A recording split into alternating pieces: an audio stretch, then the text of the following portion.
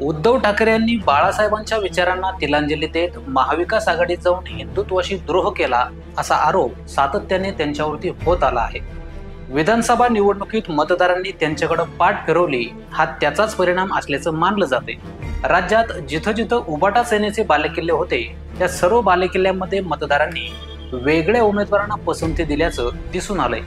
खरं तर उबाटा सेनेच्या बहुतांश नेत्यांना उद्धव ठाकरे यांच्या या भूमिकेमुळे खूप मोठा फटका बसला असल्याचं बोललं जातंय। मतदारांनी दिलेल्या या दणक्यामुळे उबाटा गटात सध्या अस्वस्थतेचं वातावरण आहे। शिवाय निकालानंतर बोलत असताना उद्धव ठाकरे यांनी महाराष्ट्र माझ्याशी असं वागेल असं वाटलं नव्हतं असं वादग्रस्त विधान केले। त्यामुळे राज्यातील जनताही त्यांच्यावरती नाराज असल्याच्या चर्चा आहेत। दरम्यान आता अशी माहिती समोर येत आहे की विधानसभा निवडणुकीत झालेल्या दारुण पराभवामुळे आता उद्धव ठाकरे परत हिंदुत्वाकडे वळणार आहेत आणि महायुतीमध्ये येणार आहेत। पण खरंच उद्धव ठाकरे महायुतीमध्ये येणार आहेत का आणि आले तरी महायुती त्यांना घेणार का? चला जाणून घेऊयात। नमस्कार, मी गजानन पौळ आणि तुम्ही पाहताय ऋतम मराठी। 26 नोव्हेंबर रोजी उद्धव ठाकरे यांनी उबाटा सेनेच्या पराभूत झालेल्या उमेदवारांची एक बैठक बोलावली होती। या बैठकीत उद्धव ठाकरे यांनी सर्वांकडून पराभवाची कारणं जाणून घेतली। पण यापैकी बहुतांश उमेदवारांनी ईव्हीएमचं कारण तर दिलंच, पण त्याचबरोबर आघाडीतील मित्र पक्षावर देखील नाराजी व्यक्त केली।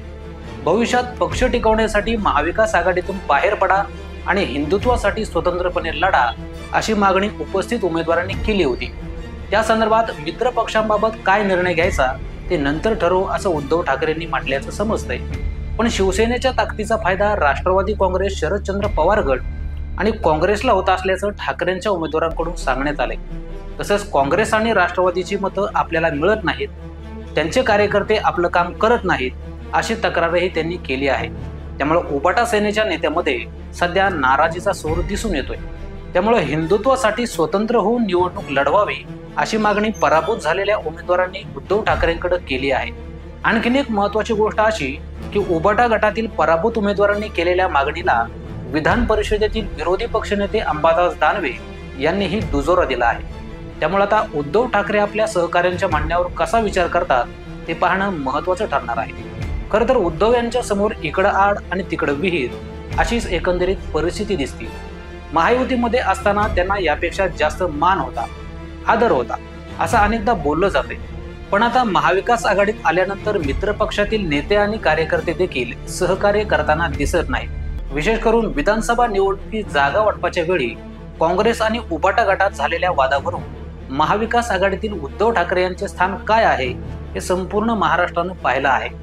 निवडणुकीत देखील मित्र पक्षातील कार्यकर्त्यांनी मदत न केल्यामुळं आणि पक्ष हिंदुत्वापासून दूर गेला असल्याचे आरोप वारंवार होत असल्याने जनतेच्या मनात शिवसेना उबाटा विषयीची विश्वासार्हता हळूहळू कमी झाली। याचीच प्रचिती निवडणुकीच्या निकालानंतर आली आहे। खरं तर उबाटा शिवसेनेचे नेते विशेषतः संजय राऊत हे महायुती सोडल्यानंतर भाजप महायुतीवर जोरदार टीका करत आले आहेत। त्यामुळे जर त्यांनी परत येण्याचा निर्णय घेतलाच तर भाजप त्यांना स्वीकारेल का हाही प्रश्नच आहे। आणि जरी स्वीकारलं तरी महाराष्ट्रातील जनता त्यांना स्वीकारेल का ही खरी मेख आहे। शिवाय महायुतीमध्ये परत येणं याचा अर्थ एकनाथ शिंदेबरोबर जुळवून घेणं असा होतो। याची कल्पना उद्धव ठाकरे यांना आहेच। एकनाथ शिंदेंचं नेतृत्व ठाकरे मान्य करण्याची शक्यता सध्या तरी कमी दिसत आहे। एकंदरीतच ही संपूर्ण परिस्थिती पाहता आता उद्धव ठाकरेंसाठी महायुतीमध्ये परतीचे मार्ग बंद झाले असल्याचं दिसून येत आहे। त्यामुळे उद्धव ठाकरे यांना आपल्या पराभूत झालेल्या उमेदवारांच्या महाविकास आघाडीतून बाहेर पडत स्वतंत्र लढण्याच्या मागणीचाच विचार करावा लागणार आहे। आता यानंतर पुढे महापालिकेच्या निवडणुका येऊ घातल्या आहेत। त्या निवडणुका उबाटा गटासाठी खूप निर्णायक ठरणार आहेत। आपल्यापासून दूर गेलेल्या मतदारांना पुन्हा आकर्षित करण्यासाठी उद्धव ठाकरे यांना आपल्या भूमिकेत बदल करावा लागणार आहे। शिवाय पराभूत झालेल्या उमेदवारांच्या एकला चालवरच्या आग्रही मागणीचाही गांभीर्याने विचार करावा लागणार आहे। गेल्या 5 वर्षातील संपूर्ण कार्यकाळात उद्धव ठाकरे यांची एक नकारात्मक प्रतिमा राज्यातील जनतेसमोर तयार झाली। ही प्रतिमा सुधारणं हे उद्धव ठाकरे यांच्या समोरचं सर्वात मोठं आव्हान आहे। त्यामुळे आगामी महापालिका निवडणुकीच्या पार्श्वभूमीवर भ्रमनिरास झालेल्या मतदारांचा पुन्हा एकदा पाठिंबा मिळवण्यात आणि पक्षाची विश्वासार्हता पुन्हा निर्माण करण्यात उद्धव ठाकरे कितपत यशस्वी होतात ते पाहणं म्हणूनच महत्त्वाचं ठरणार आहे। तर खरंच उद्धव ठाकरे महाविकास आघाडीतून बाहेर पडतील का या संदर्भात तुम्हाला काय वाटतं ते आम्हाला कमेंट करून जरूर सांगा आणि असेच नवनवीन व्हिडिओज पाहण्यासाठी रुतम मराठी न्यूजला सबस्क्राईब करा.